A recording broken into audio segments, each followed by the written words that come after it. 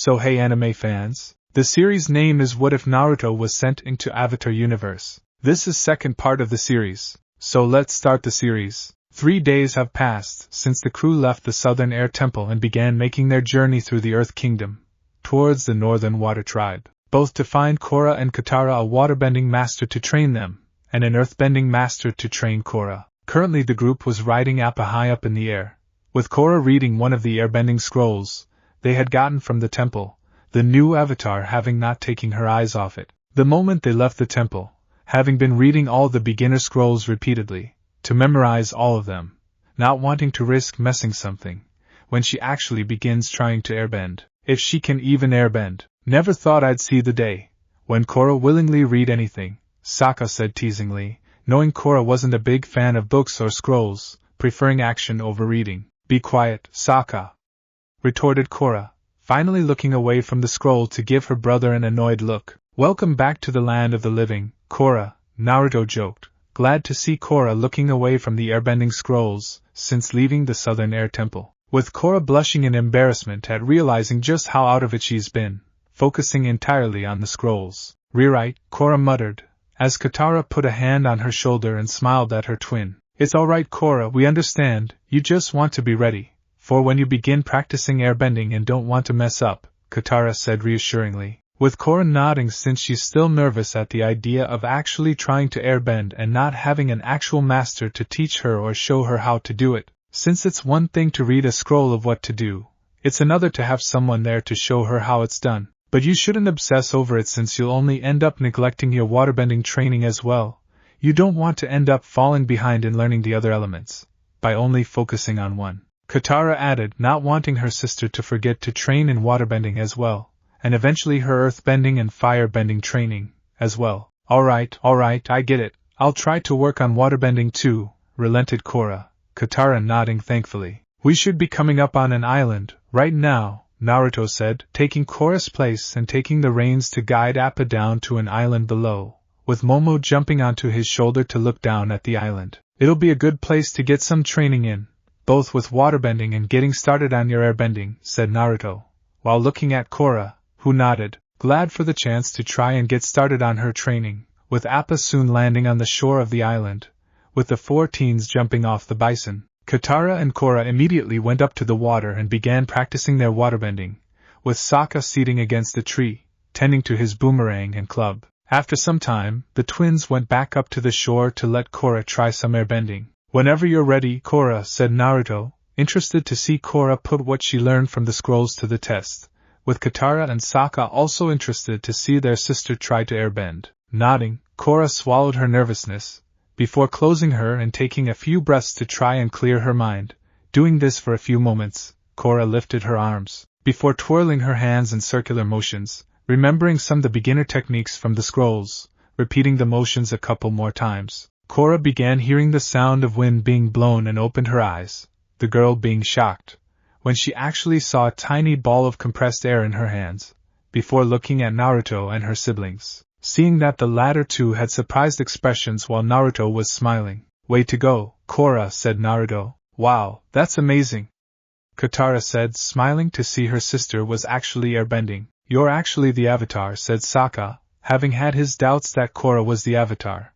But now he's seeing proof that she really is the Avatar. I'm the Avatar, Korra said, upon seeing undeniable proof that she really is the Avatar. Korra then thrust her hands forward to try and have the air ball turn into a gust of air, only to be disappointed when all she managed to do was create a light breeze, with the only effect being some of the leaves being ruffled slightly, the Avatar looking at her hands in disappointment. Great, I'm able to make a light breeze, some airbending, said Korra, her previous excitement at actually succeeding to airbend now vanishing, when she saw that all she could was the equivalent to someone blowing air out their mouths or a light breeze. Don't get too down on yourself, Korra. Airbending is the most spiritual form of bending, compared to the other forms. I'm sure that with some meditation exercises and building your spiritual awareness, and you'll get airbending down in no time. Besides, even if it wasn't much, the fact you were still able to airbend this soon shows that you're already on the right path, Naruto said, while smiling at Korra, which she returned feeling her spirits being lifted at his words and the confidence Naruto has in her. Naruto's right, now that you've taken the first step to learning airbending, you'll be getting better at it. In no time, said Katara, smiling at her sister. Yeah, give it time, and you'll be kicking Fire Nation, but in no time at all, Sokka added with a smirk, glad that they'll soon be able to take the fight to the Fire Nation. Korra's smile widened at the encouraging words from her siblings, with her worries easing slightly. Thanks guys, replied Korra, having needed to hear that and was thankful that she had them with her on this journey. Unfortunately, the moment was ruined when Naruto heard some rustling in the trees and bushes,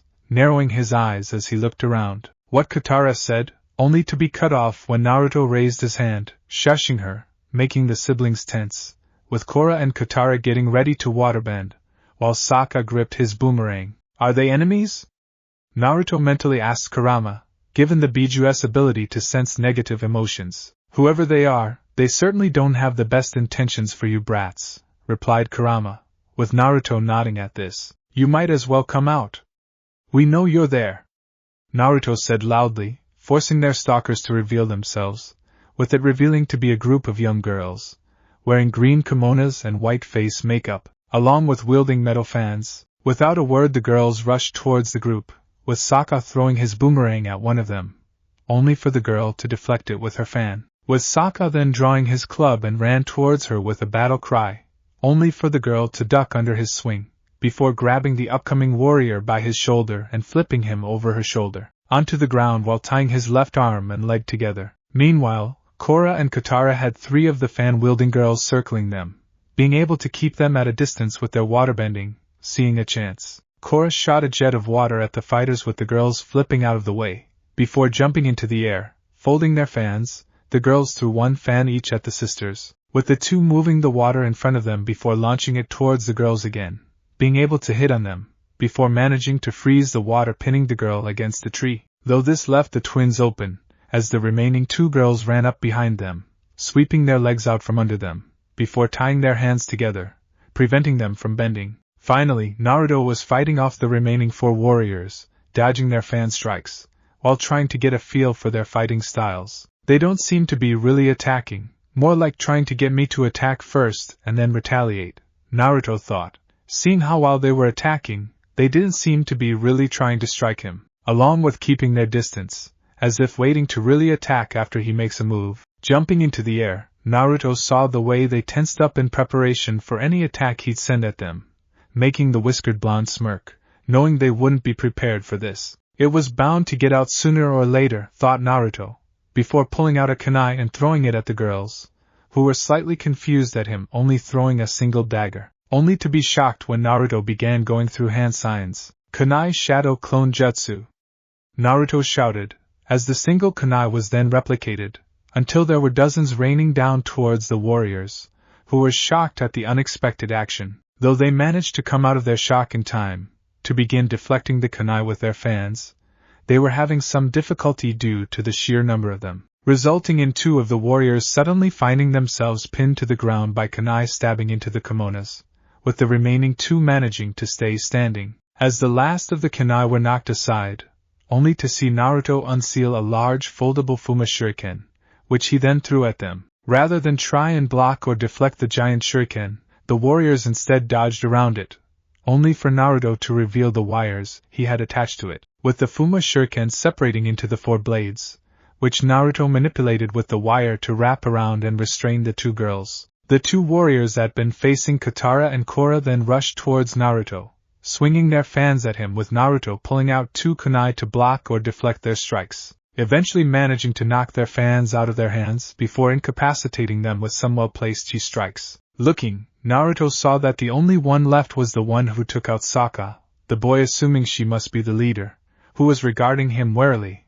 rather than charging towards him. Look, we didn't come here looking for a fight, said Naruto, putting his kunai away and holding up his hands. Could have fooled me, the girl retorted, while looking at her defeated friends. Says the girls who were spying on us and then attacked us first. We were only defending ourselves, stated Naruto. And how do we know you aren't just Fire Nation spies?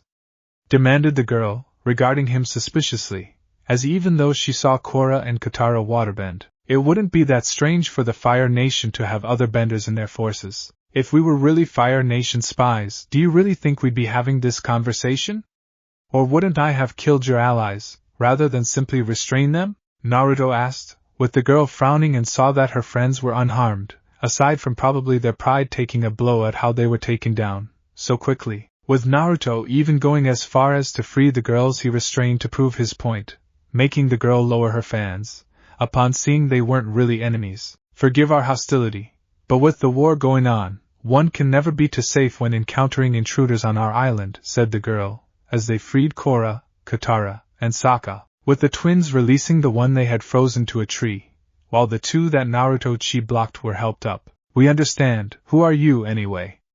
Katara asked, having assumed the island was deserted, but it seemed they were wrong. My name's Suki, the leader of our order. Come on, I'll take you to our village, said Suki, motioning them to follow her, which they did, with Saka being rather reluctant and annoyed at having been beaten by a girl. It wasn't long until the group arrived at the fan-wielding girls' village, where they were greeted by who they guessed was the village leader. Suki, why have you brought these strangers into our village? Questioned the old man. We found them down by the shore. Assuming they were enemies, we responded accordingly, but they proved they had no ill intentions to us, so we brought them here as guests, Suki replied, with the man looking at the four for a few moments before nodding. Very well, if Suki vouches for you, then I welcome you to our village. I am Oaji, Oaji said. It's nice to meet you. I'm Katara. This is my sister, Korra, our brother, Saka, and our friend, Naruto. What exactly is this island, and who are those girls? Katara asked, surprised to see the island wasn't as deserted as they thought it'd be. This is Kyoshi Island, the home of Avatar Kyoshi and the Kyoshi warriors, Oaji answered. Avatar Kyoshi?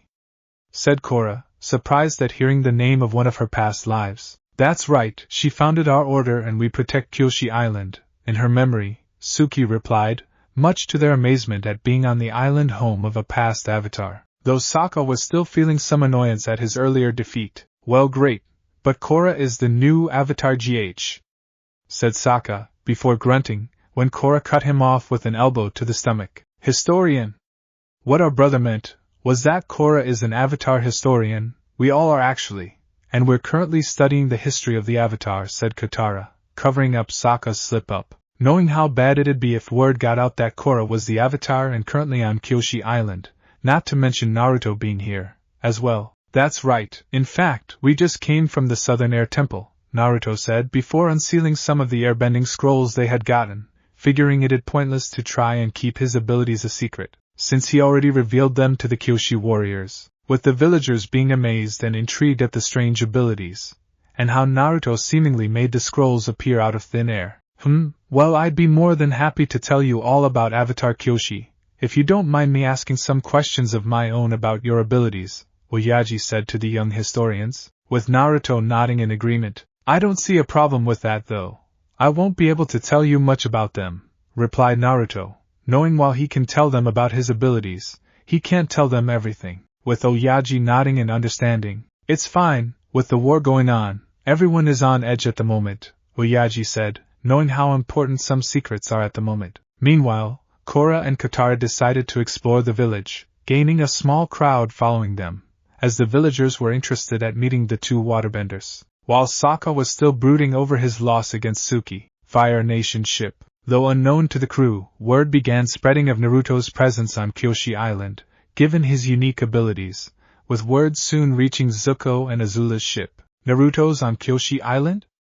Azula demanded, while looking at the servant, wanting to make sure she just heard correctly, with the servant nodding nervously, not wanting to invoke the princess's anger. Uncle, ready the rhinos, he's not getting away from me, this time, said Zuko, as the siblings stood up to go get ready for departure. Are you going to finish that? Iroh asked, while pointing at the plates of smoking fish that the two had ignored, in favor of news about Naruto's location, the siblings going back and grabbing them, since they were hungry and wanted to make sure they were at full strength when they reached Kyoshi Island. Time skip one day. Kyoshi Island. I can't believe I got beat up by a bunch of girls, Saka muttered as he made his way to the dojo in the village, after asking around to find where the Kyoshi warriors trained, wanting to get a rematch against Suki after how she defeated him. Reaching the dojo, Saka peeked in to see 6 Kyoshi warriors, plus Suki, were inside training, with the upcoming warrior walking inside, getting their attention. Sorry ladies, didn't mean to interrupt your dance lesson, but I want a rematch, Saka said, smirking as he began stretching, while looking at Suki. A rematch? Well, you've come to the right place, but don't feel too bad if it ends like before, said Suki, smirking, as Saka continued stretching. That was just a fluke and you caught me off guard. This time I'll be ready. After all, I was the best warrior in my village, stated Saka, with Suki rolling her eyes at his words. Wow! Best warrior, huh? In your whole village? I guess I'd better be careful, then, Suki said with sarcasm lacing her tone, which Saka didn't take notice of. Oh, don't worry, I'll go easy on you. Alright, you stand over there. Now, this may be a little tough, but try to block me, said Saka, getting into his stance, while Suki stood across from him with an almost bored expression. Saka bends to his knees and attacks the female warrior by trying to punch her, but Suki does not move, but easily defends herself by bringing up her left arm and thrusting her closed fan against Saka's shoulder, with the boy crying out in pain and staggering backward. Ah! Heh, good, of course, I was going easy on you, Saka repeated, while unwilling to admit it was a little impressive. Of course, said Suki, confident this won't take much longer, with Saka now looking annoyed at how nonchalant she sounded. Let's see if you can handle this, Saka shouted, going to attack Suki with a roundhouse kick. Suki quickly dodged under Saka's outstretched leg and pushes him off balance. When the Water Tribe warrior lands flat on his back with a loud thud, Suki lazily opens her fans to wave herself some air. Saka, shocked by his second failure, loses his temper at the sight of Suki's defiant posture. That does it! Yelled Saka, his voice cracking in anger, now refusing to stop until he takes her down. He gets up and madly charges her again. With Suki quickly closing her fan and moves out of Saka's way, she grabs him by the arm with her right hand, while pushing against his shoulder with her left hand. Quickly spinning him around, after 2 turns, she switches position and spins Saka in the other direction. Saka is powerless as he's being tossed around, before Suki suddenly halts him, so he topples forward. Before falling down, Suki loosens Saka's belt and ties his left hand to his right foot, behind his back. In one swift movement, Saka tried to maintain his balance for a while, by jumping on one leg, but it wasn't long before he loses footage and smacks down flat on his face. Anything else you want to teach us? Suki asked, mockingly. Oh, I hear someone calling by. Saka stammered before quickly making a retreat and crawling out of the dojo, with Suki cutting his restraints when he passed by, allowing Saka to get up and run out, with Naruto and Katara. Meanwhile, Naruto and Katara were gathering some supplies, in preparation for when they leave Kyoshi Island to continue their journey, wanting to make sure they kept their supplies full stocked, never knowing when they'll get the chance to get more from any towns or villages, though they then noticed Korra walking around with a brooding expression on her face, while kicking a rock. Curious and worried at what was wrong with her, the two paid for their items, with Naruto sealing them away, before going over to Korra, eventually reaching her near the post with a statue of Avatar Kyoshi at the top. Korra, are you alright?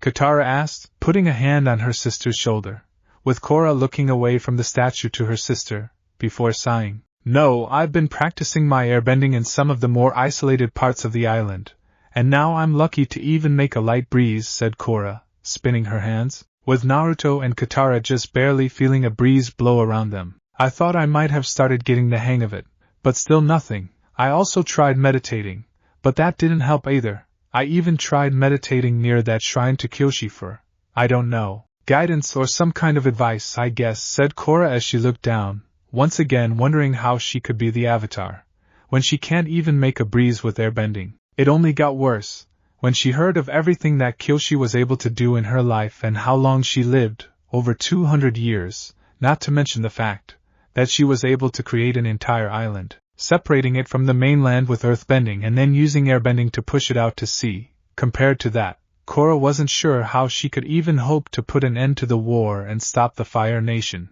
Korra, Boss Sing wasn't built in a day, and you just found out you're the Avatar. You shouldn't expect yourself to suddenly become master of all the elements in just a few days. It took the other Avatars years to master all 4 elements. You aren't any different, Katara said comfortingly, with Naruto nodding in agreement. Katara's right, Korra, you shouldn't put so much pressure on yourself. You'll master the elements on your own time when you're ready, and I know you'll be a great avatar. Just like I know you'll be a great waterbender, Katara, Naruto said, smiling at the sisters, as they looked at him in surprise. You really think I'll be a great avatar? Korra asked. You think I'll be a great waterbender? Asked Katara, not expecting Naruto to say that to her. I don't think, I know it, you may not see it, Korra, but I know that you have potential that's practically limitless, and look at what you were able to do back in South Pole without meaning to, Katara, being able to break that giant glacier. So, I know without a doubt that with the right training, both of you will see just how strong you really are, Naruto said confidently, with the twins looking at him in surprise that he had that much faith in them and their abilities, as it filled both girls with a warm feeling and a desire to prove Naruto right in having faith in them. Wise words, Naruto, and correct as well, Oaji said, walking up to the trio, whose eyes widened in surprise and embarrassment that they hadn't noticed him approaching, and likely heard what they were talking about. Oaji, how much did you hear? Korra asked nervously, hoping he didn't hear the fact that she's the Avatar. Enough, and it is an honor to officially meet you, Avatar Korra, said Oaji with a short bow, making them wince that he knew. We're really sorry for not telling you. It wasn't for ulterior motives or anything like that, Katara said. Yeah, we just didn't want word getting out that Korra is the Avatar, said Naruto. It's alright you three, I understand the need to keep it a secret. Besides, even if you had told us the truth, we likely would have believed you were lying, Oaji replied, knowing they likely wouldn't have believed them that Korra was the Avatar, especially since she could only really bend water at the moment. Still, we're sorry for the deception, but we'd also ask that you keep this a secret, especially since everyone is still under the assumption the Avatar is an air nomad, and an elderly one at that, Naruto said, given no one knew of Aang being frozen in the ice and assumed the Avatar was in hiding, or something along those lines, allowing Korra to continue to move around without worry of being hunted, for the time being at least, given they knew it was likely a matter of time before word spread about a new Avatar, and everyone knew it was Korra, but it'd be better for them to keep it a secret for as long as possible. Of course, but I will need to tell the Kyoshi warriors, and don't worry, they can be trusted to keep it a secret, said Oaji, with the three nodding in agreement, relieved that Korra being the Avatar would continue to be a secret. Though if I may give some advice on why your airbending is going slowly, Oaji said, while looking at Korra. I'll take any advice you have, replied Korra, knowing she'll need all the help she can get, at the moment. Air is the element of freedom and represents spiritual awareness. The air nomads detached themselves from worldly problems and concerns. Finding peace and freedom was the key to solving their difficulties in life, along with seeking spiritual enlightenment, which also resulted in every air nomad to be born, being an airbender, as opposed to the other three nations, where only certain individuals can bend. For you, your insecurities in being the Avatar and whether or not you can accomplish your role in stopping the Fire Nation, it is hindering your ability to airbend.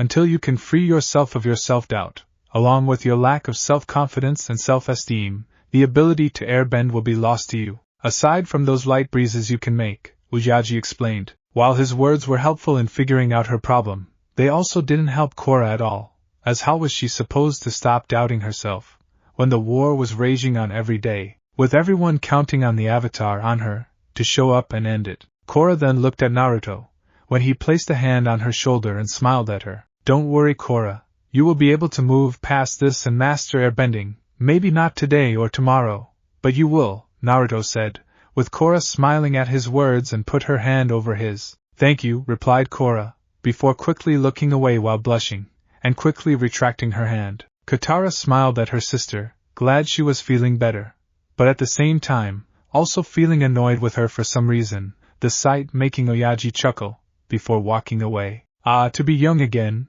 Oaji commented as he returned to the village. Time skip one day. The next day, Saka returned to the dojo with his head hung low, along with feeling more humbled after his repeated defeats against Suki. Hey Suki, Saka said, when he went inside. Hoping for another dance lesson? Suki demanded, with Saka wincing at her words and unsure at how he was supposed to respond. No, well, let me explain, said Saka, having trouble saying what he wanted to. Spit it out. What do you want? Said Suki, either wanting him to say what he wanted to, or leave. Saka was hurt by her hostility, but figured he deserved with how he was acting, before finally dropping to his knees and bowing his head. I came to apologize for how I was acting, and believing I was stronger than you, just because you were a girl, and I would be honored if you would teach me, Saka said. Even if I'm a girl? Retorted Suki. I'm sorry if I insulted you. I was wrong, Saka replied, before looking away, with Suki crossing her arms as she looked down at him. We normally don't teach outsiders, let alone boys, stated Suki. Please make an exception. I won't let you down, Saka pleaded, wanting to learn how to be a better warrior and learn to fight like the Kyoshi warriors did. Suki looked at him for a few moments, before losing her hostility and smiling. All right, but you have to follow all of our traditions, said Suki, with Saka lifting his head surprised and feeling thankful when she agreed to teach him. Of course, Saka replied, and I mean all of them, said Suki as her smile turned into a smirk. Later, after a while, Saka now stood in the dojo wearing the same green battle kimono and makeup as the Kyoshi warriors. Do I really have to wear this? It feels a little girly, Saka said in resignation and defeat. It's a warrior's uniform, you should be proud. The silk thread symbolizes the brave blood that flows through our veins. The gold insignia represents the honor of the warrior's heart, Suki said, with Saka looking at the uniform, feeling a little more comfortable in wearing it after hearing what it represented. Bravery and honor, Saka said proudly, before freezing when he heard two familiar sets of giggling, the boy being horrified when he saw Katara and Korra standing by the door. Hey Saka, nice dress, Katara said, trying to suppress her smile and laughter, but failing, while Korra was happily laughed at what her brother was wearing. The color it really brings out your eyes, laughed Korra. It's not like that. It represents bravery and honor, shouted Saka, more embarrassment than he ever has been before. Yeah, sure, whatever you say. Do you want us to pick up a few copies for you from the village? I'm sure we have the same size, said Katara, now unable to suppress her laughter, before the sisters walked away as Saka slumped down in defeat. Spirits, please kill me now, begged Saka, knowing he'll never be able to live this down, as Suki giggled and patted his shoulder comfortingly. Meanwhile, Korra and Katara headed down to the beach to get some waterbending training done, figuring they should focus on what Korra is able to do at the moment, rather than what she can't. Though during their training, the sisters heard something moving in the water, with their eyes widening when they looked to see what it was, only to see a gigantic serpent-looking creature rising out of the water, before diving back in. Katara, did you just see a giant eel-looking creature come out of the water? Korra asked, looking at where the creature was with wide eyes. Yeah, I'm pretty sure, replied Katara, while nodding slowly. Okay, just checking, said Korra, before the two slowly backed away from the water, not wanting to see just how close the creature could get to the island, before resuming their training with Naruto. Meanwhile, Naruto was working on performing the summoning jutsu, having learned about it from his parents. Normally, only a person who already had a summoning contract could summon anything, but his father had said that it's also possible for a person to reverse summon themselves to the summon realm of the animal that they connect the closest with, something his own teacher, Jiraiya, had done to get the Toad contract. With Naruto now wanting to see about getting his own summons, the boy biting his thumb, before going through hand signs. Summoning jutsu, Naruto said, slamming his hand on the ground, readying himself to suddenly vanish and appear somewhere else, only to be surprised, when rather than vanishing, a puff of smoke appeared in front of him, revealing a large scroll on the ground. What just happened? Naruto mentally asked his parents. It's possible that being in this new world has made it so you're out of range to be reverse summoned to a summoning realm, given they are still technically part of the elemental nations, so, rather than you being sent there, you've instead summoned the scroll of the summons you're most connected with, Minato guessed, since this was still entirely new to him. Well, come on. Let's see what you'll be able to summon, said Kushina, excited to see what her son will get as his summons. Nodding, Naruto grabbed the scroll to see the kanji on front, telling him what summoning contract it was, along with the picture of a lizard-like creature. Komodo dragons? Said Naruto, surprised to see just what animals he'll get the chance to form a contract with. Haha. In your face, my baby gets to summon Komodo dragons, and all you got were toads. Kushina said with a laugh, pleased that Naruto was able to get a better contract than the toads. The toads were great summons, said Minato in defense of his summons, though silently admitting that Komodo dragons did seem cooler and more useful in battle. Shaking off his surprise, Naruto opened the scroll, before biting his thumb again and signing his name in one of the blank sections. Once that was done, Naruto sealed the scroll away for safekeeping, before beginning to work on practicing the summoning jutsu. Later, after some time, Korra and Katara took a break from their waterbending training, taking a moment to relax for a little, realizing just how little free time they've had since leaving the South Pole, along with how much has changed in such a short amount of time. Unfortunately, their moment of peace was interrupted when they saw smoke in sky, before seeing a familiar Fire Nation ship docking only a short distance away. Zuko and Azula? Katara said, shocked that they had actually managed to follow them all the way here from the South Pole. Come on! We gotta get back and warn the others, said Korra, with Katara nodding in agreement as they got up and ran back to the town to tell the others. Reaching the village, they saw Naruto and Oaji nearby and quickly ran up to them. Katara, Korra, what's wrong? Naruto asked, upon seeing their expressions. Zuko and Azula, they're here, said Korra, with Naruto's eyes widening at this, before looking at Oaji. Oaji, can you get Saka and the Kyoshi warriors, and then start evacuating the village? Things are about to get very dangerous, Naruto said, with Oaji nodding, before going to tell the Kyoshi warriors so they can prepare, along with telling the villagers to start evacuating the town. Thankfully, it didn't take long before Saka and the Kyoshi warriors arrived, with the town now being empty, with everyone having evacuated, with Zuko, Azula, Ty Lee, and Mai soon arriving after them, along with some soldiers, all of them riding Komodo rhinos. Naruto, Zuko said, while scowling, hey guys. Would you be willing to leave if I surrendered? Naruto asked, raising his hands. We'll only be leaving once we have you in chains and unconscious, said Azula, refusing to let herself have another moment of weakness and release Naruto again, planning to knock him out this time. While Naruto shrugged, worth a shot, cover your eyes, said Naruto to the others, before pulling out several flashbangs and threw them in front of the Komodo rhinos, as he and his friends covered their eyes just as they went off, with the Komodo rhinos freaking out over the sudden flashes, forcing their riders to jump off before they're thrown off. Azula scowled and rubbed her eyes, before seeing Naruto jumping onto the rooftops, with the princess shooting jets of flames from her hands and feet, launching herself at the whiskered blonde, with Naruto seeing Azula diving down towards him with a flaming axe kick, which he rolled out of the way from, as it smashed through the roof. You never did waste time, did you, Azula? Always going right to the fun part, said Naruto, smirking, while ducking under a jet of flames that she launched at him.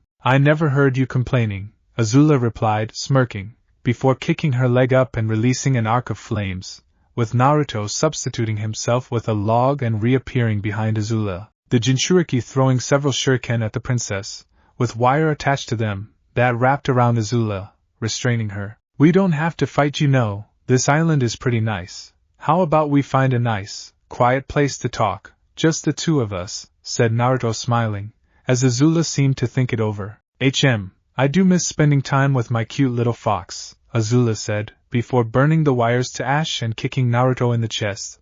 That launched him back, before she shot a blast of flames at him. But I miss knocking around my personal training dummy, even more, added Azula, smirking, only to frown when Naruto vanished in a puff of smoke, before crying out when the Real Naruto delivered a diving kick to her back, knocking her down, before pinning her. Last I checked, you were the one that got knocked around, Naruto taunted, with Azula scowling, before smirking coyly at Naruto. If you wanted me on my back, you just needed to ask, said Azula, before breathing fire to propel herself up, knocking Naruto off her, before the Fire Princess reversed their positions with her now on top. Too bad I'm always the one on top, Azula stated, leaning down close to Naruto. Okay, but don't complain if things get rough, replied Naruto, before proceeding to headbutt Azula, knocking her off of him. For the love of Agni, would you two stop flirting and just fight each other? Zuko shouted before swinging his arm to unleash a blast of fire at Katara and Korra,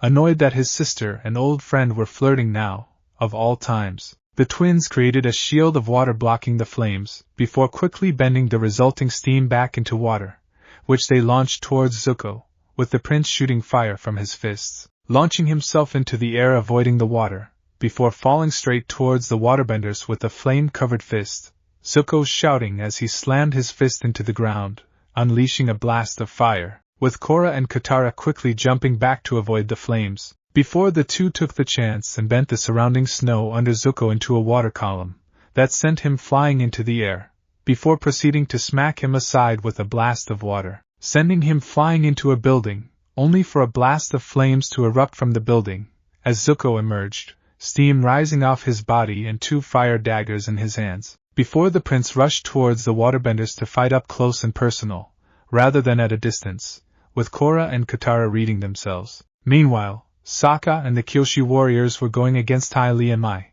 which was proving difficult with Ty Lee's flexibility, and she blocking allowing her to avoid their attacks, before getting in close to incapacitate them, while Mai kept her distance, and used her throwing knives to either pin them to the buildings, or knock their fans out of their hands, which would leave them open for Ty Lee to move in, and she blocked them. While everyone was fighting on the ground, Momo flew up in the sky, looking down at the fighting, hoping his companion and his friends will be alright, though the lemur was forced to fly down, when he heard a screech as a hawk tried swooping down and grabbing him. Chirping angrily at the hawk, Momo narrowed his eyes when he saw the Fire Nation insignia on the hawk's harness.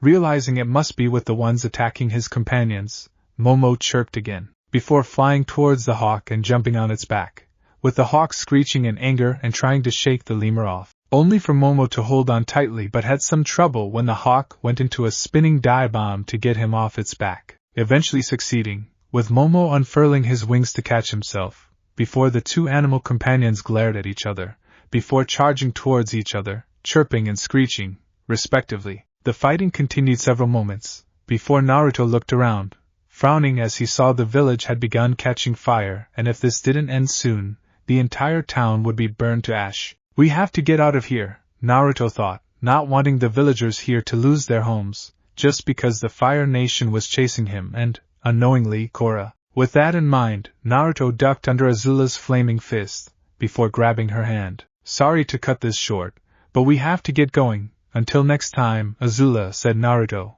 kissing her hand, before proceeding to throw Azula into Zuko, knocking the 2 down, while Naruto jumped down beside Korra and Katara. We need to go now, they're after us, so if we leave, then Island will be safe, Naruto said, with the twins nodding in agreement, after seeing the damage already being done to the town. Saka!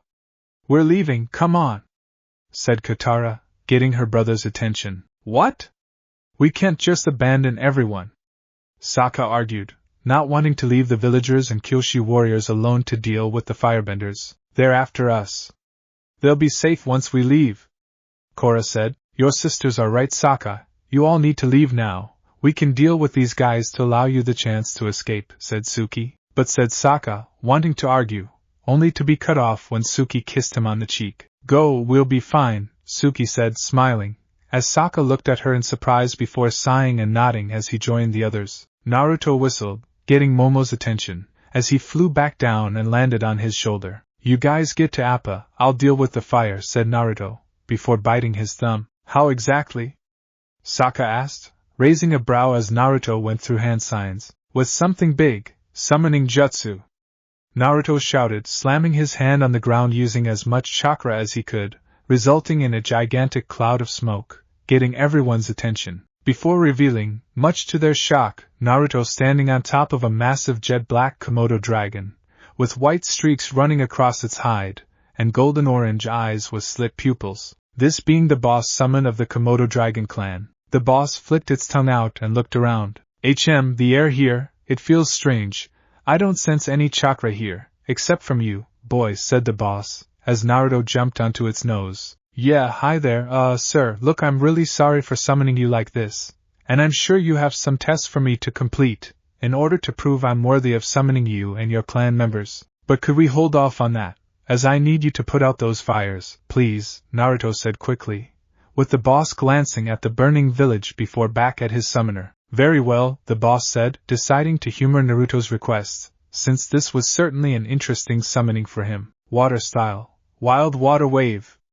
Shouted the boss, opening his mouth and unleashing a large blast of water over the village, dousing the flames, along with leaving Azula, Zuko, Ty Lee, Mai, and the soldiers completely soak. Thank you?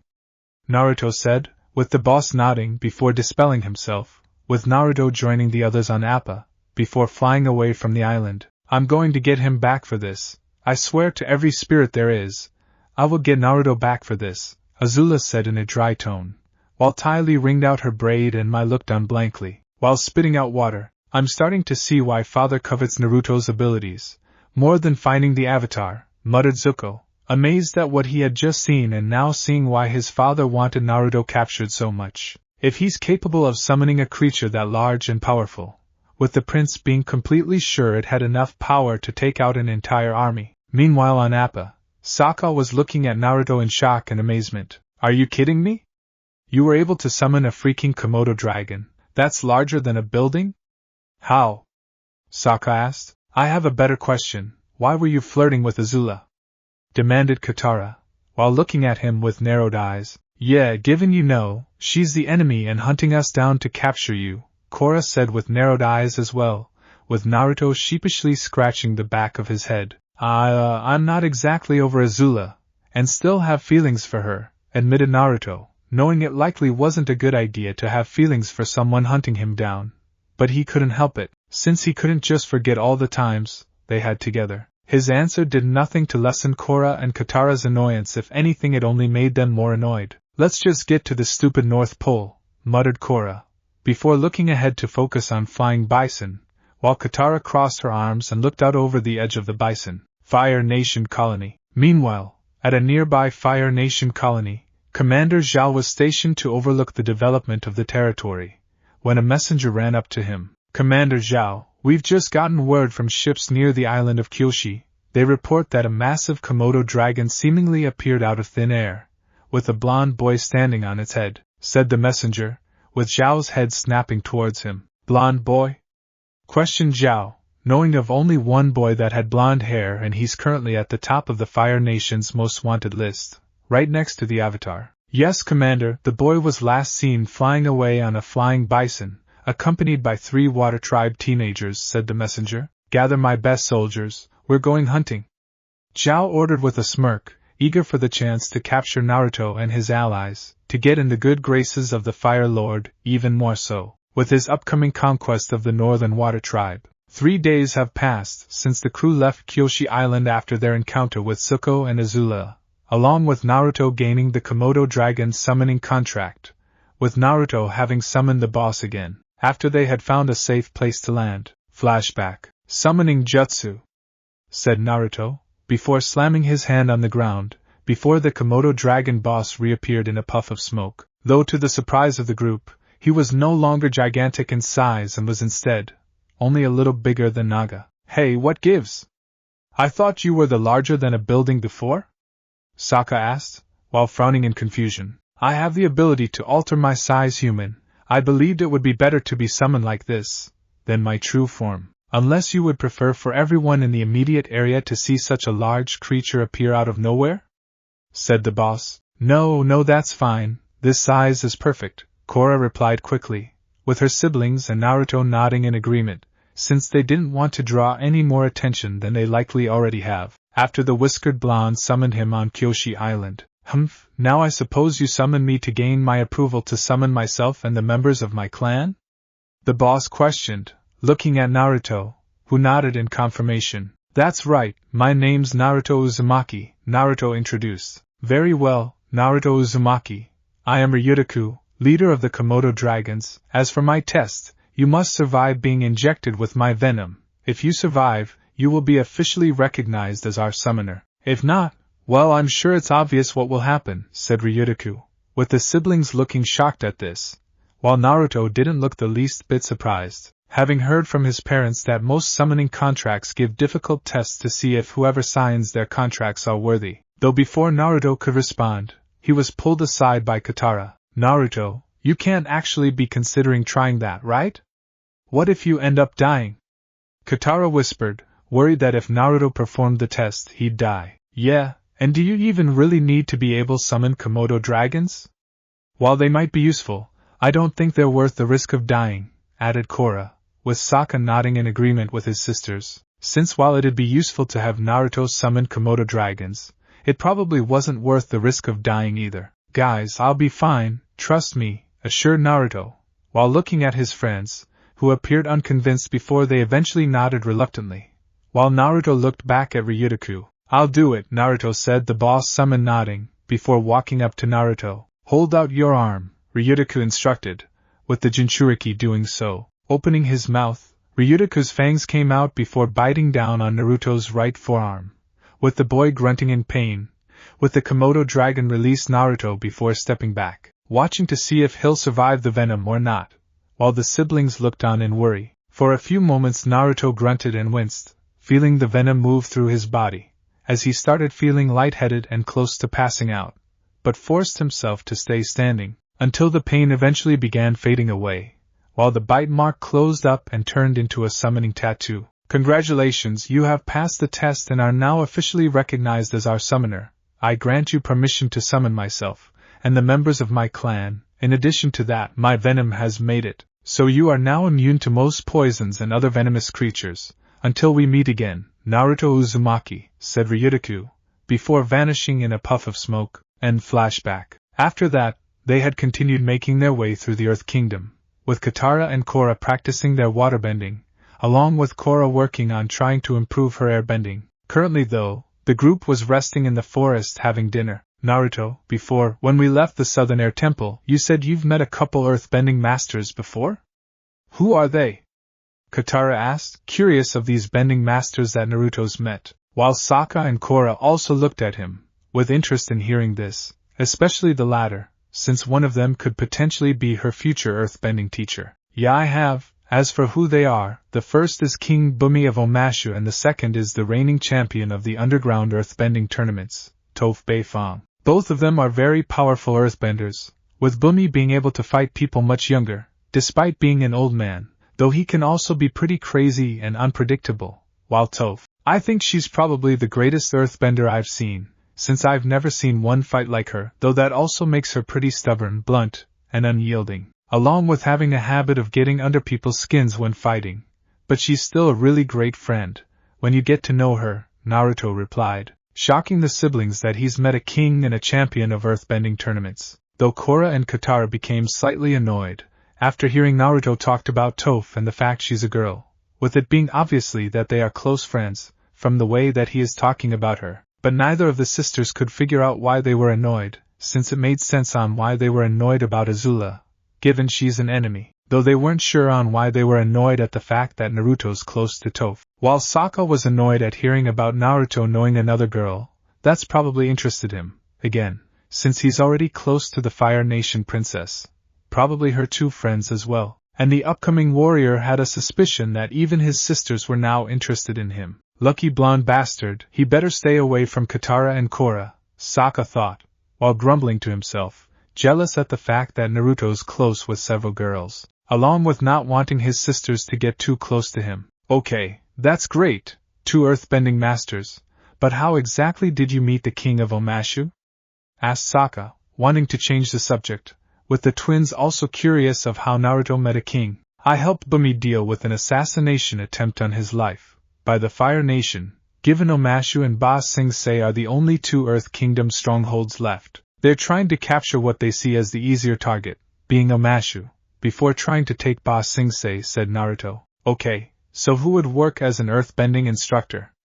Katara asked. I'd say Toph would be the best option, given I doubt Bumi would be able to just leave Omashu to travel with us to the North Pole, nor to find any air nomad descendants, since he has his responsibilities as king. While I'm sure that Toph would love the chance to travel with us, replied Naruto, knowing the last time he saw Toph, she hated how her parents kept treating her like a fragile glass doll, and would prefer getting the chance to travel, fight, and earthbend freely, without anyone to stop her. And is there another reason you want Toph to travel with us? Korra demanded, surprising everyone, even herself, at the snark in her tone. Are you two alright?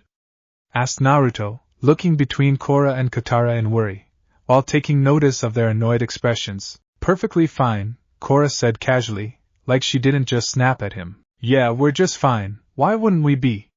Katara asked just as casually, with Naruto looking between the two for a few moments, before realization dawned on him. Oh. Naruto thought, now understanding why they always seemed annoyed when he talked about Azula and how he interacted with her on Kyoshi Island, along with how he's now talking about Toph. While Naruto would admit both Korra and Katara are very pretty, he didn't think the two would actually start to have crushes on him, being able to recognize the signs after talking to his parents, along with past interactions with girls, including his relationship with Azula. Yes. Yes, yes, yes. That's my baby. Azula, Ty Lee, Toph, maybe Mai, and now both Korra and Katara as well. Just a few more years, and you can start making me grandbabies to spoil. I'm so proud of my Nara-chan. Kushina squealed, excited and happy at all the girls her son has attracted to him, meaning she'll have all the more grandchildren to spoil, with Naruto blushing in embarrassment at his mother's words, while Minato just chuckled. It's not really that surprising, since both your mother and I had plenty of admirers, and given you're our son, you inherited both of our features. Not to mention your overall personality has the right charm and charisma to attract girls, Minato added. But I still like Azula, and yet Ty Lee, Toph, Katara, and Korra are all really pretty. But I don't want to hurt any of them by choosing one over the other, Naruto thought, refusing to hurt any of his friends like that. Then it's a good thing polygamy is legal back in the elemental nations. And while the same can't be said here, in the four nations, I don't think any of them will give you a choice in only choosing one of them. As for Korra and Katara, just let them figure out their feelings first, before you approach them, said Kushina, after taking a moment to calm herself, while Naruto nodded in agreement, since he also needed to figure out his own feelings for the girls as well. Since Naruto won't deny, he did get along pretty well with Toph when they first met, since either of them really enjoyed all the prim and properness of nobility, and both were pretty blunt as well, while also being aware that Ty Lee has feelings for him as well. Given how affectionate she tends to act towards him, the only reason why she never acted on those feelings was because of his relationship with Azula. So, hopefully Naruto will be able to figure things out with them and Azula, when he gets the chance to. Though suddenly, the crew felt the ground shaking, surprising them at the sudden quaking. What was that? Saka asked, wondering what the shaking was, with the group jumping when the ground began shaking again. It's coming from over there, said Korra, as she, Katara, and Naruto got up to investigate sounds and shaking. Shouldn't we run away from huge booming sounds? Not toward them?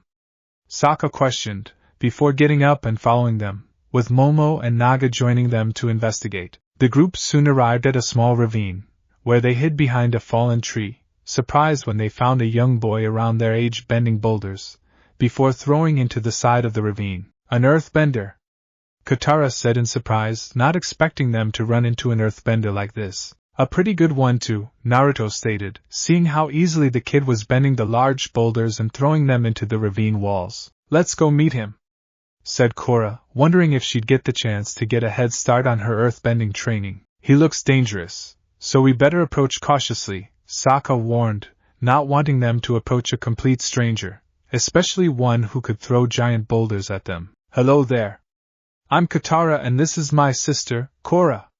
What's your name? Katara asked, as she and Korra suddenly appeared a few feet in front of Naruto and Saka, shocking the two boys at how they seemingly teleported. The boy gasped in surprise at their sudden appearance, looking at them with wide eyes before quickly fleeing, bringing down an avalanche of rocks, blocking his escape path, preventing them following him. That was strange, said Naruto, as he and Saka walked up to the girls, confused as to why the kid ran away. I just wanted to say hi, Katara said, unsure as to why the boy ran away from them. Hey!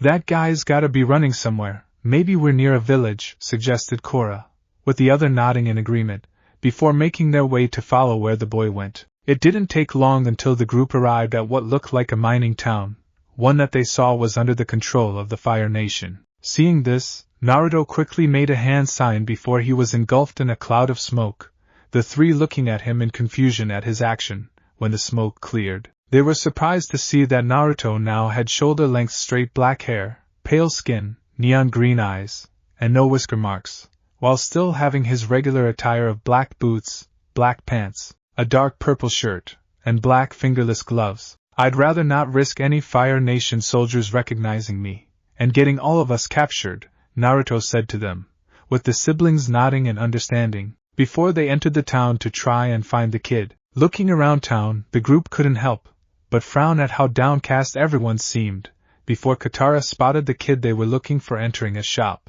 "Hey, there he is," Katara said to the others, as they went up to the shop and entered it. "Hi, Mom," said the kid to the woman behind the counter. "Where have you been, Haru? You're late." "Get started on your chores," the woman said, having been worried if Haru had been worried someone might have discovered his bending. "Hey, you're that kid, why did you run away before?" Katara asked, getting their attention, while the kid gulped a little at seeing them.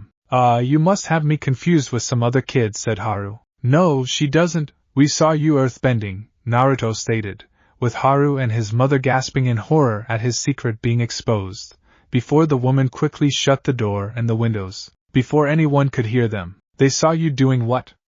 demanded Haru's mother, angry and terrified that her son had been reckless enough to be using his bending. "They're crazy, Mom.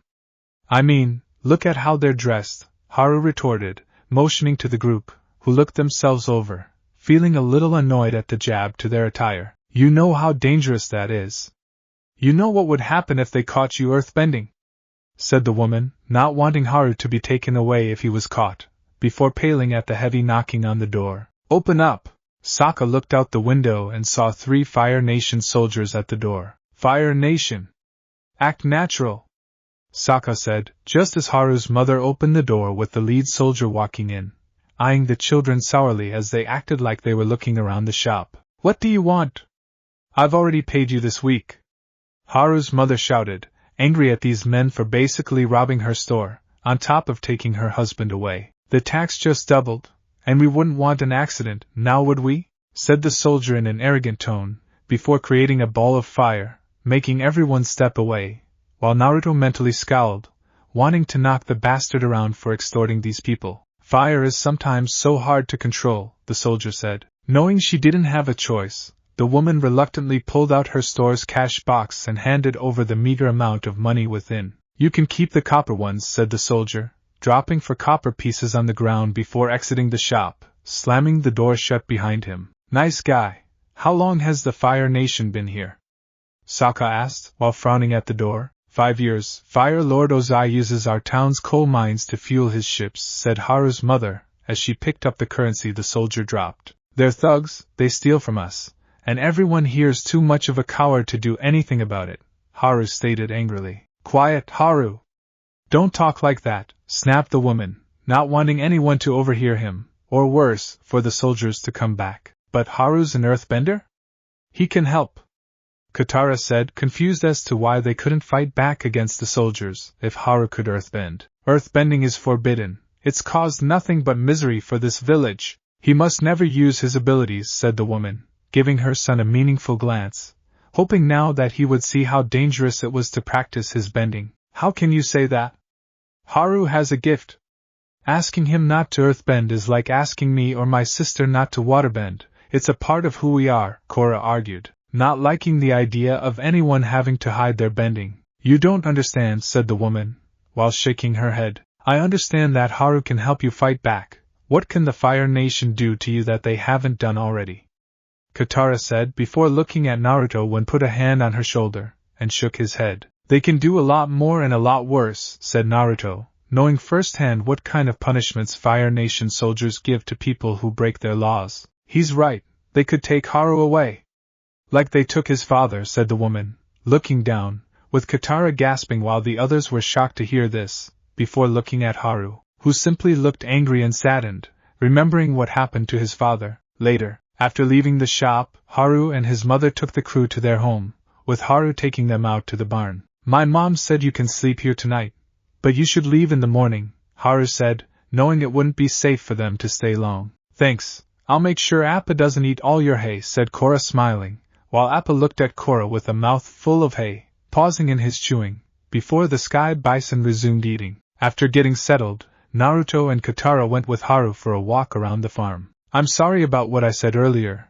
I didn't know about your father," said Katara, feeling bad at likely bringing up painful memories. "That's okay, it's funny, the way you were talking back in the store, it reminded me of him," said Haru, remembering how his father always talked about fighting back, rather than just submitting to the Fire Nation. "He sounds like a brave man," Naruto said, with Haru nodding in agreement. My father was very courageous. When the Fire Nation invaded, he and the other earthbenders were outnumbered 10-1.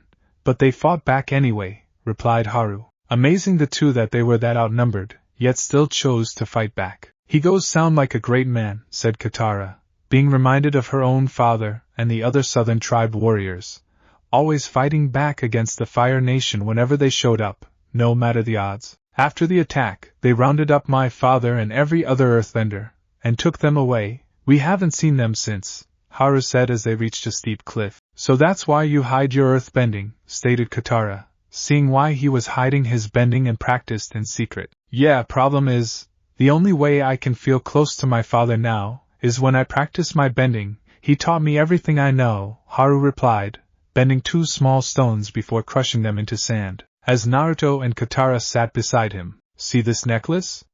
My mother gave it to me, said Katara, pointing to her necklace, which she's never taken off since her mother gave it to her. It's beautiful, Haru said, seeing a lot of detail was put into making it. I lost my mother in a Fire Nation raid. This necklace is all I have left of her, Katara said sadly. It's not enough, is it?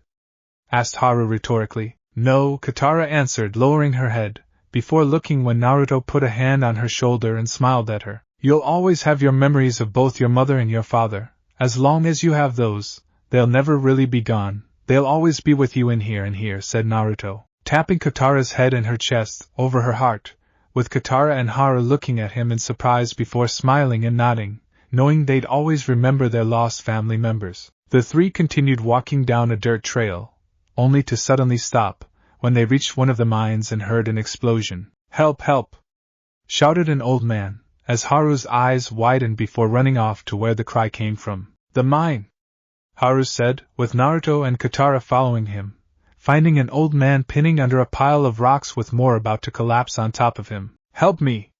Cried the old man, as Naruto and Haru rushed forward to try and keep the entrance from collapsing on him, while Katara tried pulling him free. Ugh! It's not working! We have to get help! Katara said, seeing the old man couldn't be pulled free. There's no time, pull harder!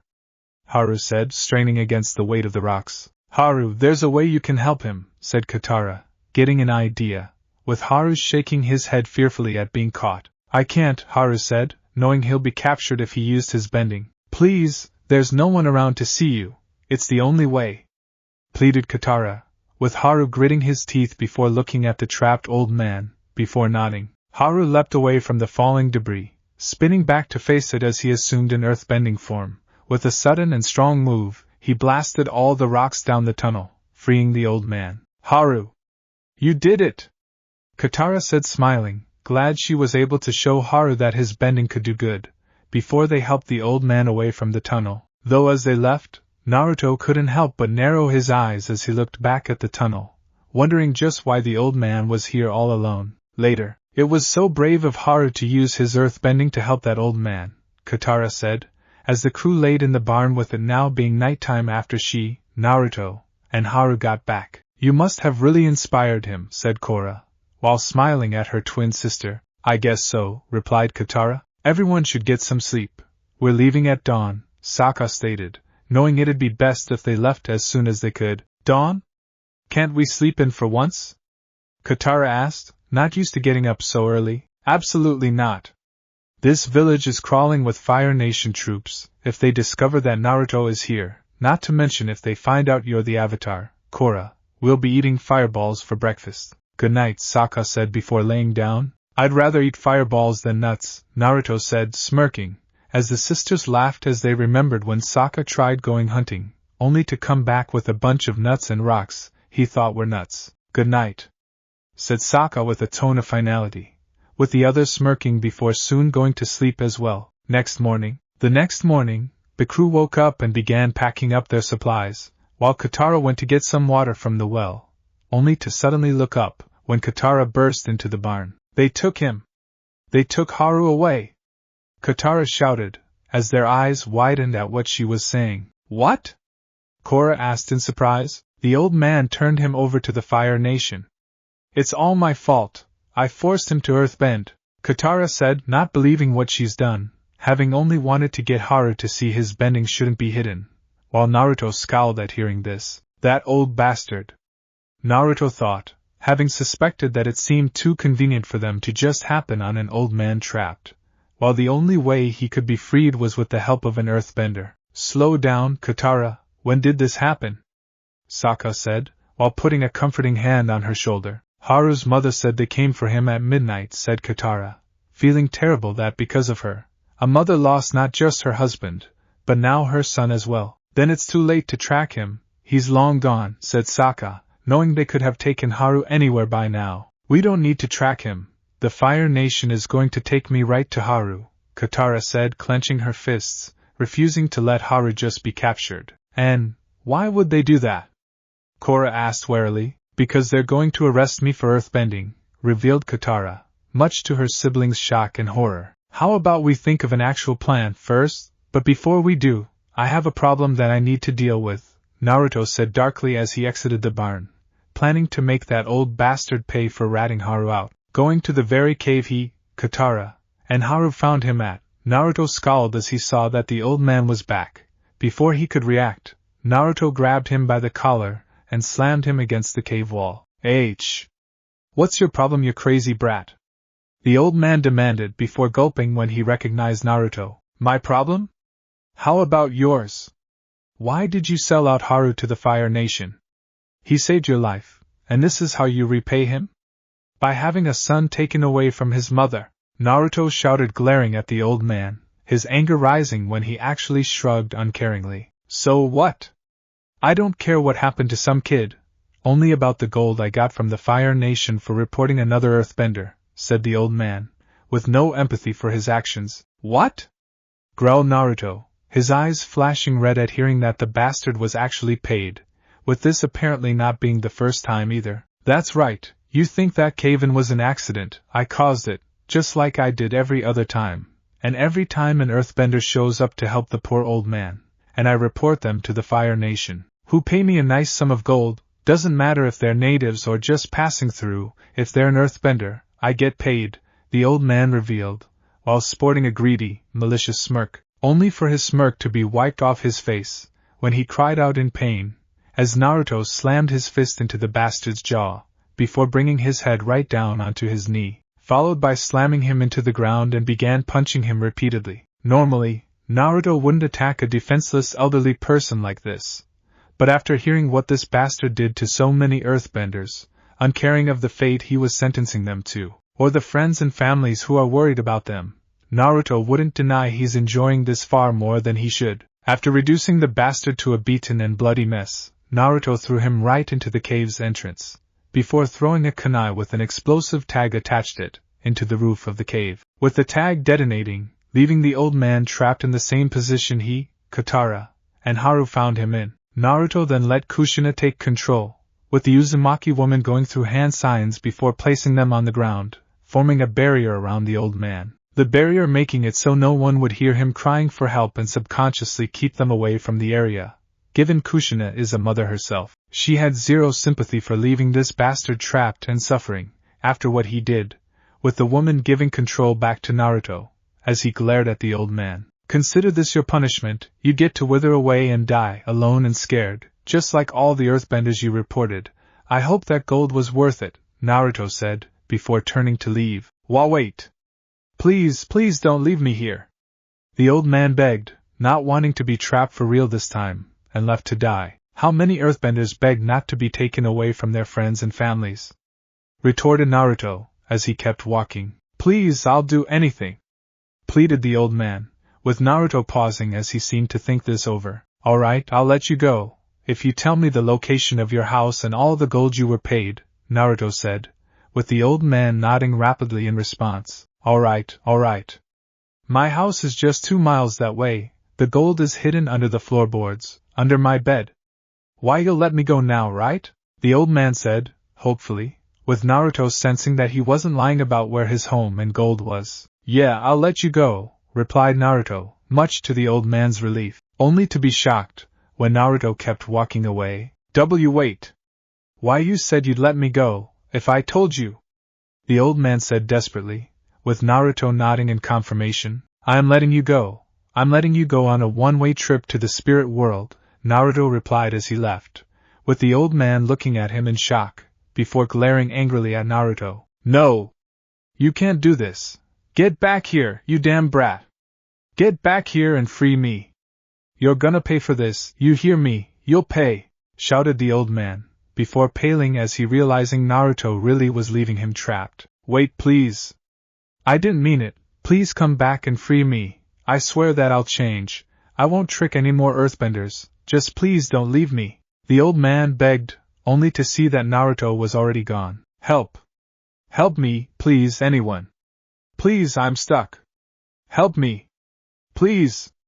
Cried the old man, hoping for someone, anyone to hear him and get him out, only for no one to come. With the old man breaking down and began crying, as he was left to die. Later, Naruto had eventually returned to the barn, while bouncing the scroll containing all the gold old man collected, with it being a good amount, showing just how many earthbenders he's turned in, which made Naruto wish he spent more time beating the hell out of him. While Korra, Katara, and Saka were disgusted when they heard what the old man had done, not just to Haru, but other earthbenders as well. I can't believe it! After Haru risked himself to help, I can't believe he'd do that. Katara exclaimed in anger that the old man would turn in who knows how many earthbenders, after they willingly saved him, just to make some money. I understand that you're angry, Katara, but he already got what he's deserved, said Saka, all of them glad at the karma that Naruto gave the old man, with Korra nodding in agreement. Okay, so what's the plan for finding Haru and the other earthbenders? Korra asked, not wanting to go with Katara's plan of getting herself arrested by earthbending. Simple, we capture a team of soldiers and force them to tell us where they're keeping the earthbenders, go there and then free them, answered Naruto. And how are you going to make them talk? Katara asked. Wouldn't you talk, when you have a Komodo dragon ready to bite you, said Naruto, making the siblings gulp, before they left to go capture some soldiers. Later, Naruto looked at the 3 bound soldiers they managed to knock out and capture, while one of his summons stood beside him, with this one having a dark gray hide and solid black eyes. It wasn't long until the soldiers began waking up, only to pale at the sight of the Komodo dragon in front of them. Good, you're all awake, now I'm only going to ask this once, where do you take the captured earthbenders? Naruto asked, with the soldiers regaining some bravado, as they glared at him. Burn in the fires of Agnya 3.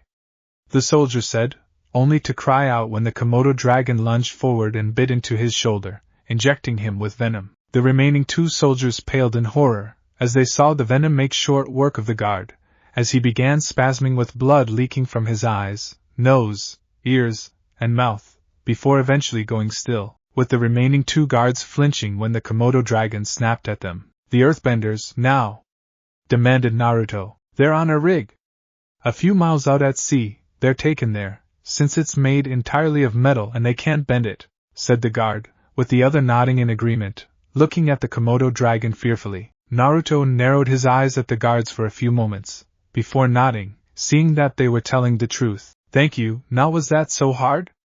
But we still can't let you go and alert your allies, Naruto said before grabbing the guards by their necks and snapping them, killing them quickly and painlessly, since they were smart enough to cooperate. Was it really necessary to kill them? Katara asked, as the 3 siblings stepped out from where they were hiding, feeling uncomfortable at how casually Naruto killed the soldiers. Yes, I don't like it either, but if we let them go, then they would have alerted their allies and they'd be ready for us, and we couldn't just leave them tied up. Otherwise they would have been found or escaped, and again, alerted their allies, replied Naruto, not liking the idea of killing either, but he's learned that sometimes it was necessary, especially when people like Oaji have no problem killing anyone that gets in their way, even their own family. This made the 3 nod hesitantly in understanding at his reasoning, and knowing that in war, killing is sometimes necessary, something they may eventually be forced to do, as well. The crew then boarded Appa and flew off towards the rig, eventually arriving and seeing how heavily patrolled it is. We can't go there yet, we'll be captured. We should wait for nightfall and then sneak on, to get Haru, Saka said, with the others nodding in agreement, as they began flying around the rig, waiting for nightfall, along with memorizing the layout. After a couple hours it was finally nighttime, with Korra directing Appa down to the rig, where the earthbenders were being kept, with the teens jumping onto the rig once they were close enough. Go, Korra whispered to Appa as she jumped off, while holding Aang's staff, as even if she can't airbend yet, it could still be useful. Appa groaned before flying off, while the crew began searching the tents for Haru, eventually able to find him. Haru! Katara whispered, shaking him awake, with Haru groaning as he woke up only to fully awaken as he looked at them in shock. Katara, Naruto, Korra, Saka? What are you guys doing here? How did you even get here?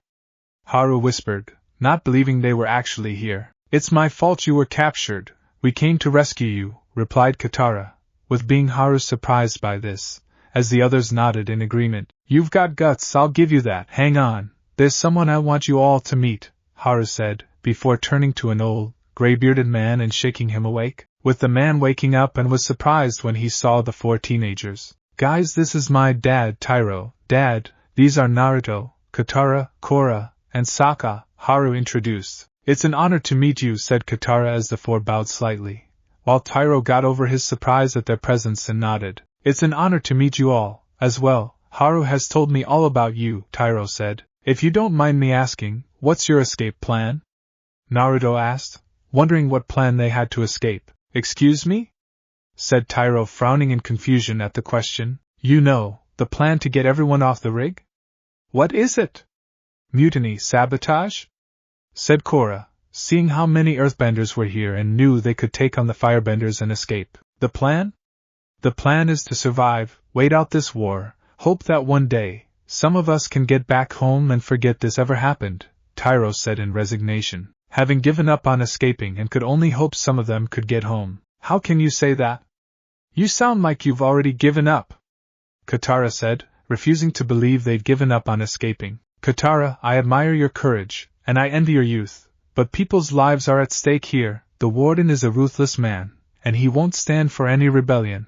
I'm sorry, but we're powerless, replied Tyro, before nodding to Haru to go back to sleep, before doing so himself. Haru, you aren't really going to just stay here, are you? Katara asked, only for Haru to shake his head. Sorry guys, but you can't get all of us out of here, said Haru, before laying down. We'll see about that, Katara said stubbornly. Katara, what do you think? Sokka asked warily, not liking the look on his sister's face. We are thinking that we're going to get all the earthbenders out of here, and give them back their hope, said Naruto, now refusing to leave until they showed the earthbenders they can fight back. I was afraid you'd say that, Sokka muttered in resignation, before they exited the tent and moved behind some crates. We don't have much time, what are we gonna do? Sokka asked, looking to see if any of them had a plan. Really wish I could airbend. I could just blow the warden and guards into the sea, Korra said, while clutching the staff tightly. Even if you could, we can't do anything unless the earthbenders are willing to help themselves, said Katara. Knowing they couldn't just free them, they also had to restore their spirits. For that, they need some kind of earth, or some rock, something they can bend. And it looks like this entire place is pure metal, Sokka stated, before Naruto got their attention as he pointed at the smokestacks. No, it's not, look at the smoke. I bet they're burning coal, in other words, earth, said Naruto, while smirking. Later, Korra, Katara, and Sokka stood around an air duct as the morning light was beginning to shine on them. It's almost dawn, we're running out of time. You sure this is gonna work? Katara asked. It should, these vents reminded me of the ones back in the village. They should be connected underground like those ones. There's a huge deposit of coal at the base of the silo, and the whole system is ventilated. Naruto closed off all the vents except one. When he does his wind ninjutsu thing, the coal only has one place to go, right back here, Sokka said. There's the intruders, shouted a guard, as the siblings tensed as they saw they were now surrounded by spear-wielding guards. Stay back. I'm warning you, Sokka said, pulling out his boomerang, while standing back to back with his sisters, while the prisoners stood at a safe distance away, observing what was happening. All of you stop. You can't win this fight, Tyro said, not wanting to see children get hurt on a fool's errand. Listen to him well, children, you're one mistake away from dying. Where you stand, said the warden, while smirking at the Southern Water Tribe's siblings. If there was ever a time for any avatar powers, now is the time. Korra thought, hoping at least one of her past lives would be willing to lend a hand. Suddenly a rush of air fills their ears as the facility shakes. The ventilation shaft bursts off its hinges as an immense amount of coal flies into the air, crashing down into a gathered pile. Everyone present was silent, staring in stark surprise at this turn of events, with Naruto soon flying out, covered in coal dust coughing, with Momo flying out and onto his shoulder. Seeing this, Katara went up and picked up a piece of coal, holding it up. Earthbenders! You don't know me, but I know of you. Every child in my water-tribe village was rocked to sleep with stories of the brave Earth Kingdom, and the courageous earthbenders who guard its borders. Some of you may think that the Fire Nation has made you powerless. Yes, they have taken away your ability to bend, but they can't take away your courage, and it is your courage they should truly fear, because it runs deeper than any mine you've been forced to dig, any ocean that keeps you far from home. It is the strength of your hearts that make you who you are, hearts that will remain unbroken when all rock and stone has eroded away. The time to fight back is now. I can tell you the Avatar has returned, so remember your courage, Earthbenders. Here's your chance. Take it. Your fate is in your own hands, Katara said passionately, hoping that would be enough to help them fight. Haru was about to step forward wanting to fight, only for his father to stop him, while the warden burst into laughter at her attempt to give the Earthbenders hope. Foolish girl, you thought a few inspirational words and some coal would change these people? Look at these blank, hopeless faces, their spirits were broken a long time ago. Oh, but you still believe in them, how sweet.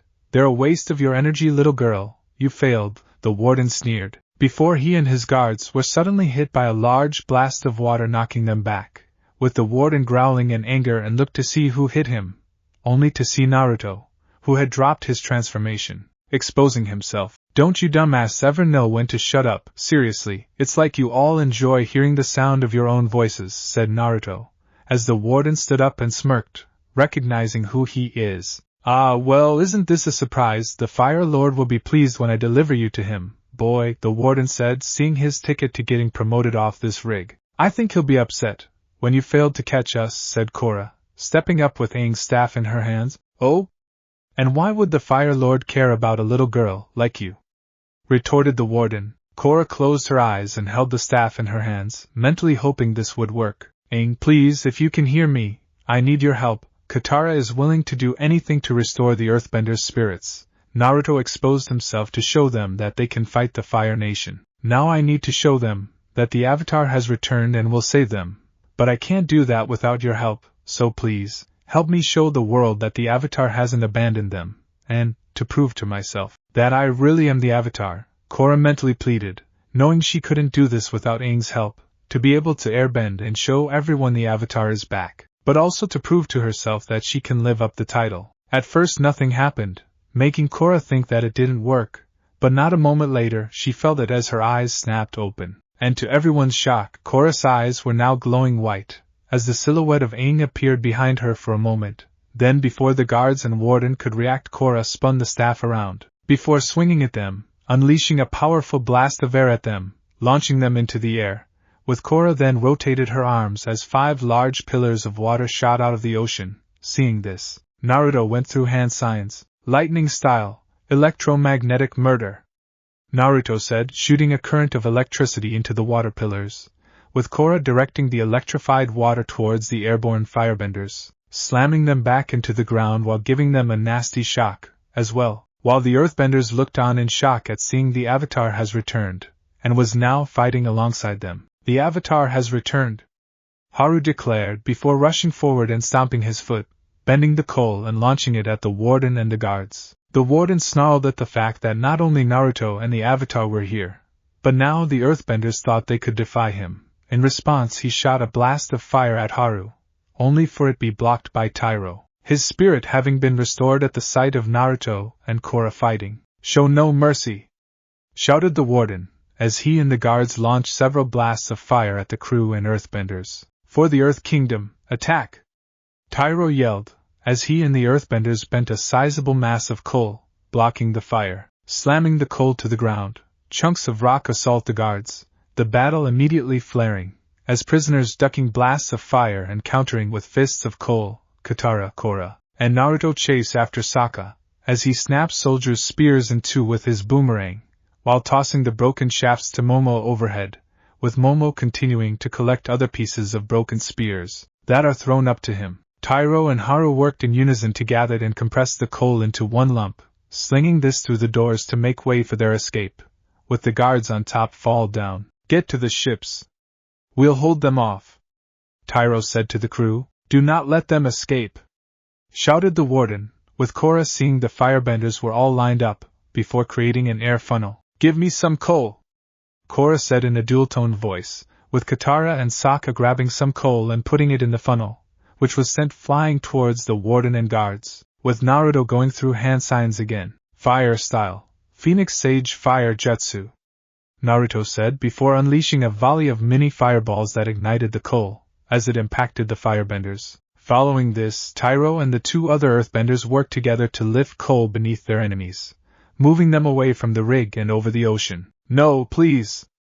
I can't swim, the warden pleaded. Don't worry, I hear cowards float, retorted Tyro, before dropping the warden and the guards into the ocean. Later, after taking care of the remaining guards, and throwing them into the ocean as well, the earthbenders had managed to secure the barge to get off the rig. I want to thank you for saving me, for saving us, Haru said, while smiling at his new friends. All it took was a little coal, replied Katara. It wasn't the coal, Katara, it was you, all of you for restoring what we once thought was lost, our hope and our spirits. And thank you, Avatar, Tyro said, bowing to Korra, while the twins blushed in embarrassment. It was nothing really, you guys did most of the work, replied Naruto, while smiling at Tyro and Haru. Thank you for helping me find my courage. My family and everyone here owes you all so much, Tyro said. It's no problem really, and when you get back, tell everyone the Avatar has returned. But if you could, don't tell anyone that it's me. I still have a lot of training to do, before I'm ready, said Korra, with Tyro and Haru nodding in understanding. Thank you, Aang, Korra thought, smiling at the staff, glad that her past life helped her, along with now being able to really airbend, though she could only do it with a medium, like the glider. But it was still a major improvement, when compared to before. The crew then parted ways from the earthbenders, as they continued on their journey. Well, it looks like airbending is going to be much easier to learn now, but I still need to use the glider's fan to airbend effectively, stated Korra. Still, this is a big improvement, Korra. You're starting to move past your doubts and are starting to see that you can be a great avatar, Katara said, while smiling at her twin. She's right, you may not know it yet, Korra, but this will be the start of you stepping into your role as the Avatar, and showing the rest of the world that there is hope. It might have also helped channeling Aang's spirit to partially unblock your airbending, and now you can really start using those scrolls, Naruto added. Plus, with all that gold Naruto had swiped from that old man, we can buy you some high-quality folding fans, maybe some metal ones, since it will give you another medium to use your airbending with, Sokka said, since while Korra does have the glider, it would be best for Korra to have something else to fall back on, for her airbending. This made Korra smile lightly, knowing that even if he's gone, Aang was looking out for her from the spirit world. Unfortunately, the good mood was ruined when Katara went to touch her necklace, only for her eyes to widen in shock and horror. My necklace, it's gone, Katara said, horrified that she lost her mother's necklace, while her siblings and Naruto's eyes widened at hearing this. Later, meanwhile, back on the rig, Azula picked up Katara's necklace, before looking out at the ocean, narrowing her eyes, while Mai and Ty Lee looked over the damage done to the rig. Wow, Foxy and his friends really did a number on this place, Ty Lee said, looking at the damage done, and was amazed that the rig was still standing. They had it coming. This entire place is just one big excuse for the Fire Nation to show our superiority to the other nations, that we can enslave them, by taking them away from anything they can bend or use to fight back. It's really pathetic and barbaric, and only gives us more enemies to fight, Mai said dully, while only those who know her could hear the distaste in her tone. Are you really that surprised, given my father is in charge? He's a psychopath, that lack empathy and love towards anyone or anything, besides himself. Even his own family are little more than pawns to use or throw away, if they prove useless, Azula said, while touching the spot where her scar was, with Ty Lee and Mai frowning at that, along with being thankful that Ozai's plan to turn Azula into a copy of himself failed, thanks to Naruto. There are no survivors, the warden and his men all drowned, before we arrived, said Zuko as he and Iroh walked up to the girls, having searched in and around the rig for any survivors, but found none. Though some of the damage caused by these attacks, they don't seem like they were done by earth or water. It seems as if the damage was done by pressurized air, Iroh said. Having noted the difference to the damage done to the rig, being able to tell what kind of attacks caused what damage. Air attacks? Naruto once told me he can use all 4 elements, plus lightning, so he could be responsible for it, Azula said, with Zuko nodding, but didn't look convinced. Maybe, but I'm not sure. If it was Naruto, then the damage would be much more significant and widespread. These seemed focused, more precise, as if it was done by an airbender. If that's true, then one of those water tribe girls with him is the Avatar, said Zuko, now realizing why they hadn't had any luck in finding the Avatar. They were searching for an elderly air nomad, who's long since passed and been reincarnated. Then it just gives us one more reason to find Naruto. And now the Avatar, Azula stated, pocketing the necklace, with Zuko nodding in agreement before they returned to the ship. While word may get out from those escaped earthbenders that the Avatar has returned, they can take solace in that they're now the only members of the Fire Nation, with knowledge that the Avatar is one of those 2 Southern Water Tribe girls.